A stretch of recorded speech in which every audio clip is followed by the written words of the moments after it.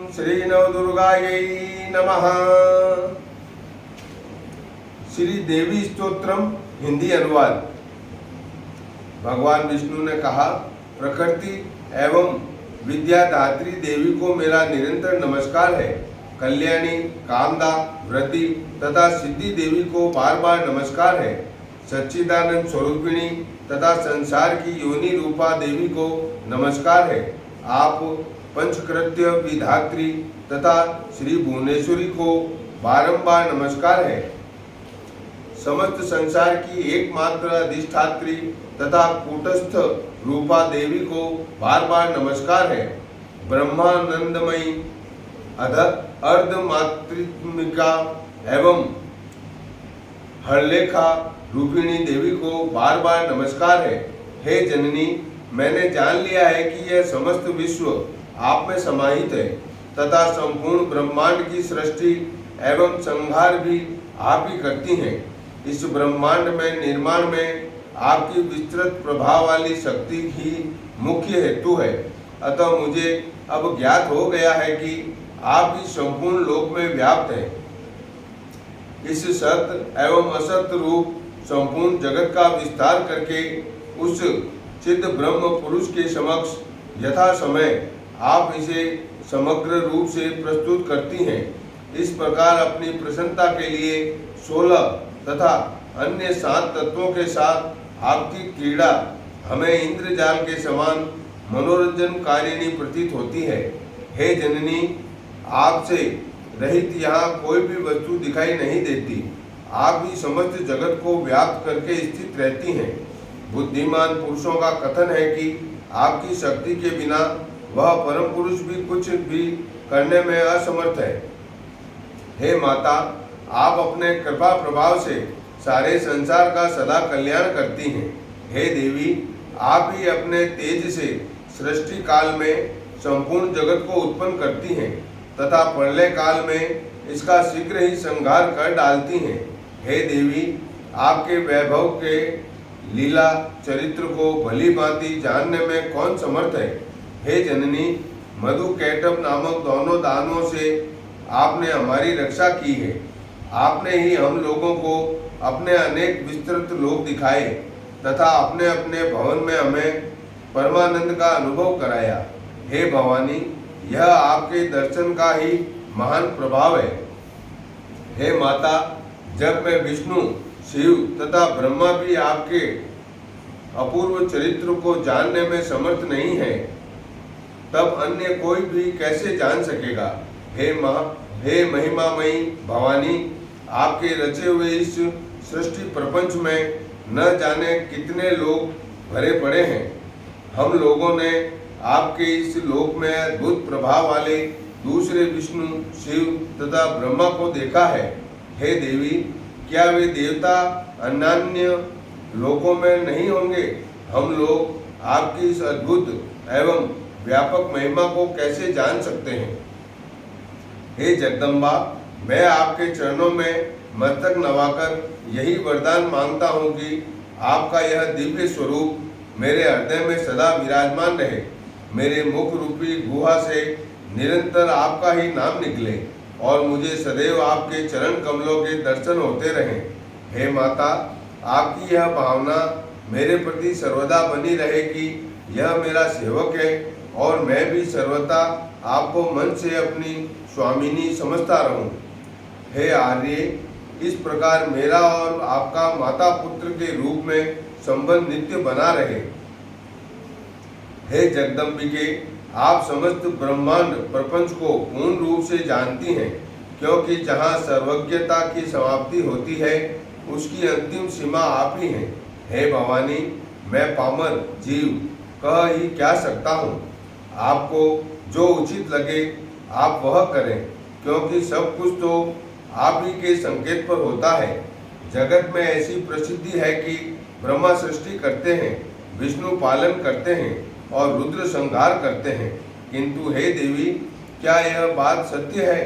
हे अजय, सत्य तो यह है कि आपकी इच्छा से तथा आपसे शक्ति प्राप्त कर हम अपना कार्य करने में समर्थ हो पाते हैं। हे गिरिजे, यह पृथ्वी इस जगत को धारण नहीं करती है, अपितु आपकी आधार शक्ति ही इस समस्त जगत को धारण करती है। हे वरदे, भगवान सूर्य भी आपके ही आलोक से युक्त होकर प्रकाशमान है। इस प्रकार आप विरजा रूप से इस संपूर्ण जगत के रूप में सुशोभित हो रही हैं। ब्रह्मा, मैं विष्णु तथा श्रेष्ठ शंकर, हम सब निश्चय ही आपके प्रभाव से उत्पन्न होते हैं। जब हम नित्य नहीं रहते तो फिर इंद्र आदि प्रमुख देवता कैसे नित्य हो सकते हैं। संपूर्ण चराचर जगत की जननी तथा सनातन प्रकृति रूपा आप ही नित्य हैं। हे भवानी, आपकी सन्निधि में आने पर आज मुझे ज्ञात हो गया है कि आप मुझ पुराण पुरुष पर सर्वदा दया भाव बनाए रखती हैं। अन्यथा मैं अपने को सर्वव्यापी, आदि रहित, निष्काम ईश्वर तथा विश्वात्मा बुद्धि वाला मान बैठता और सदा के लिए तमोगुणी प्रकृति वाला हो जाता। आप निश्चय ही सदा से बुद्धिमान पुरुषों की विद्या तथा शक्तिशाली पुरुषों की शक्ति हैं।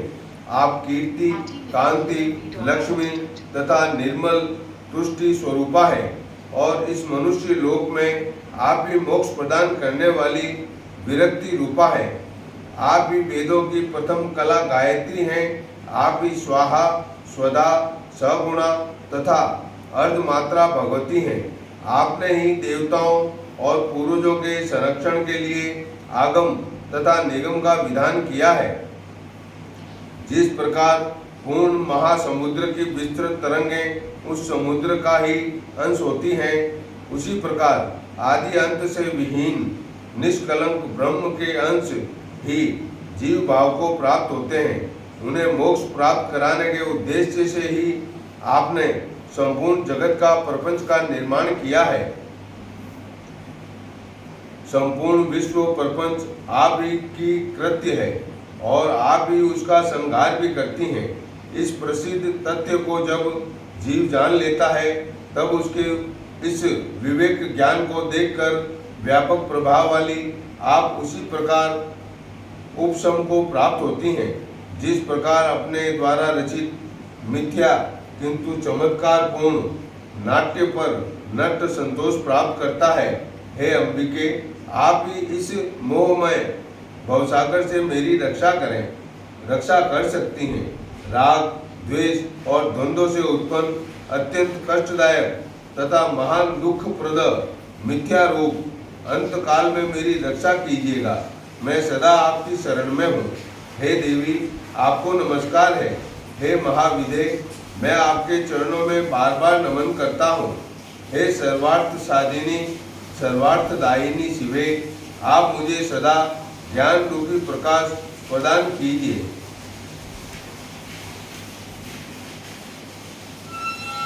हे जगत की माता, हे देवी, तुम्हारी जय हो, जय हो। देवता, मनुष्य और असुर सभी तुम्हारी सेवा करते हैं। तुम भोग और मोक्ष दोनों की देने वाली हो। भक्तों का भय दूर करने के लिए तुम कालिका हो। कल्याण, सुख और सिद्धियों की स्थान हो। तुम्हारा सुंदर मुख पूर्णिमा के चंद्र के सदृश है। तुम आध्यात्मिक, आदि भौतिक और आदि दैविक ताप रूपी अंधकार का नाश करने के लिए मध्याह्न के तरुण सूर्य की किरण माला हो। तुम्हारे शरीर पर कवच है। तुम हाथों में ढाल, तलवार, त्रिशूल, सांगी और धनुष बाण लिए हो। दानवों के दल का संहार करने वाली हो। रण में विकराल रूप धारण कर लेती हो। तुम पूतना, पिशाच, प्रेत और डाकिनी शाकिनियों के सहित भूत, ग्रह और बेताल रूपी पक्षी और मृगों के समूह को पकड़ने के लिए जाल रूप हो। हे शिवे, तुम्हारी जय हो। तुम्हारे अनेक रूप और नाम हैं। तुम समस्त संसार की स्वामिनी और हिमाचल की कन्या हो। हे शरणागत की रक्षा करने वाली, मैं तुलसीदास श्री रघुनाथ के चरणों में परम प्रेम और अचल नेम चाहता हूँ, जो सो प्रसन्न होकर मुझे दो और मेरी रक्षा करो। ओम श्री नवदुर्गायै नमः। ओम श्री जगदम्बायै नमः।